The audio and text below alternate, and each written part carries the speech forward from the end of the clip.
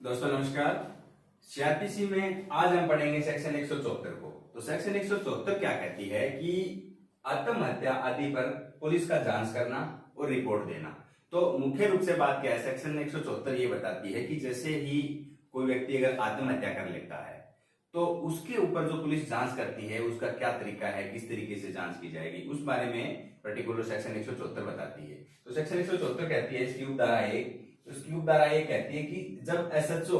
या फिर कोई अन्य पुलिस अफसर, अब मुख्य रूप से कि जो भी कोई क्राइम का मामला जहां भी आता है तो वहां सबसे पहले प्राथमिकता कहां जाती है, एसएचओ को, क्योंकि हरेक जो क्राइम जो है एसएचओ से ही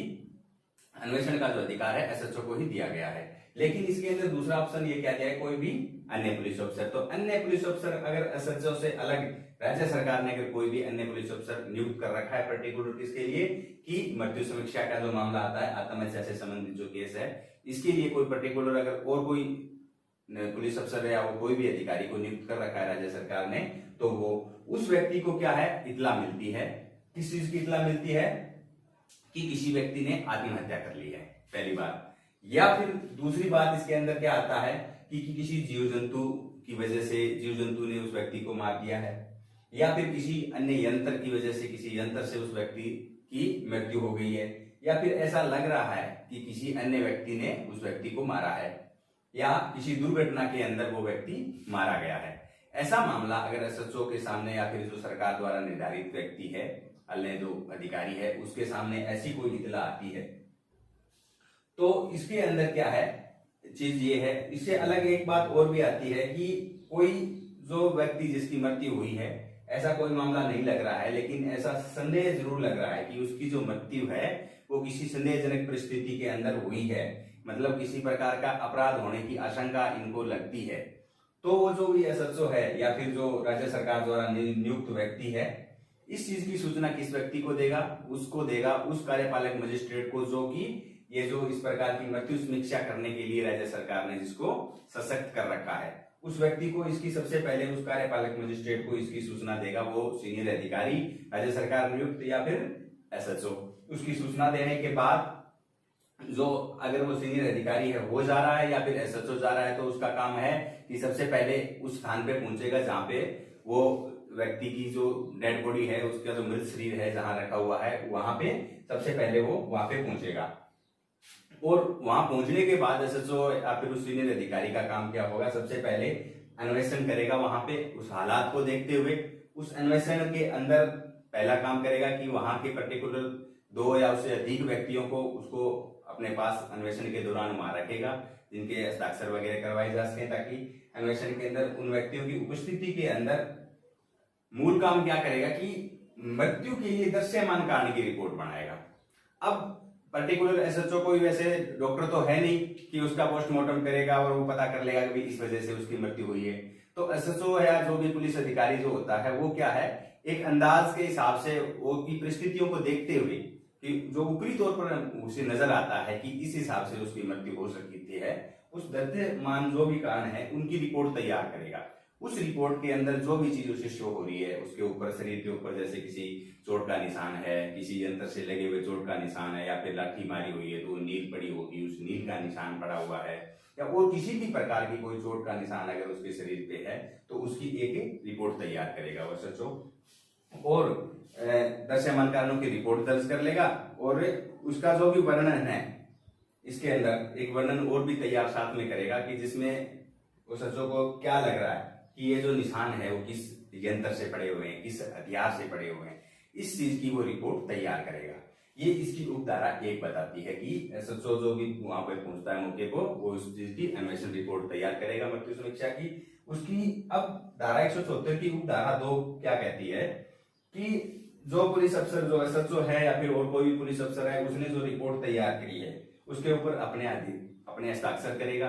और जो भी उसके जो रिपोर्ट से सहमत व्यक्ति है वहां पे जो मौजूद हैं, जो उसकी रिपोर्ट से सहमत है, उसके अन्वेषण से सहमत है, उसके ऊपर हस्ताक्षर कराएगा, तथा उस रिपोर्ट को जो भी डिस्ट्रिक्ट मजिस्ट्रेट या फिर अगर एसडीएम है तो उसके पास उस रिपोर्ट को उपधारा 2 के तहत उसके पास में भेजेगा। अब है इसकी उपधारा 3। उपधारा 3 क्या कहती है, अब इसकी 174 की उपधारा 3 क्या कहती है कि जब इसके अंदर ये पॉइंट बताया गया है कि जब ऐसा प्रतीत होता है कि किसी स्त्री ने उसकी शादी के 7 वर्ष पूरे नहीं हुए हैं, उससे पहले कोई आत्महत्या की है। दूसरी बात इसमें कहता है कि किसी स्त्री की आत्महत्या हुई है कब, आत्महत्या की है कब, उसके 7 वर्ष होने से पहले, और इसमें ऐसा संदेह है या ऐसा कुछ कारण विद्यमान ऐसा लग रहा है जिससे कि किसी अन्य व्यक्ति ने कोई अपराध किया है। तीसरा पॉइंट कहता है कि किसी जो कोई स्त्री है उसके नातेदार ने कुछ आवेदन किया है इस बारे में कि जी ये आत्महत्या नहीं है, इसमें कुछ अपराध होने की संभावना लग रही है। और चौथा पॉइंट कहता है कि मृत्यु का जो भी कारण है उसके बारे में किसी प्रकार का संदेह अगर नजर आता है। और पांचवा इसमें ये कहता है कि जो भी पुलिस अफसर है उसको ऐसा कुछ लग रहा है, संदेह ऐसा लग रहा है कोई कि हो सकता है इसमें कोई अपराध घटित हुआ हो, ऐसा कोई कारण नजर आता है। ये अगर पांचों बात अगर आती है नजर में, सामने ऐसा प्रतीत होता है, तो क्या किया जाएगा, उस स्त्री के शरीर को 24 घंटे से पहले जो भी नजदीकी जो सिविल सर्जन है उसके पास अगर यह अवेलेबल नहीं है तो और कोई भी मान्यता प्राप्त चिकित्सक के पास में उसका पोस्टमार्टम कराने के लिए, उसकी चिकित्सा परीक्षा करवाने के लिए उसको वहां पे भेजा जाएगा। ये इसकी उपधारा 3 कहती है। अब है इसकी उपधारा 4। उपधारा 4 में बाकी कुछ विशेष नहीं है, सिंपल सी बात बताई गई है कि कौन कौन मजिस्ट्रेट है जो कि मृत्यु समीक्षा करने के लिए सशक्त हैं। तो इसके अंदर डिस्ट्रिक्ट मजिस्ट्रेट को ये पावर है, वो मृत्यु समीक्षा कर सकता है। एसडीएम को भी पावर दी गई है, और इससे अलग या तो डिस्ट्रिक्ट मजिस्ट्रेट ने या फिर राज्य सरकार ने इस मृत्यु समीक्षा करने के लिए किसी भी कार्यपालक मजिस्ट्रेट को जिसको नियुक्त किया हुआ है उसको ये मृत्यु समीक्षा करने का अधिकार है। तो ये है अपनी सेक्शन 174। सिंपल सी बात है। इसके अंदर सबसे पहले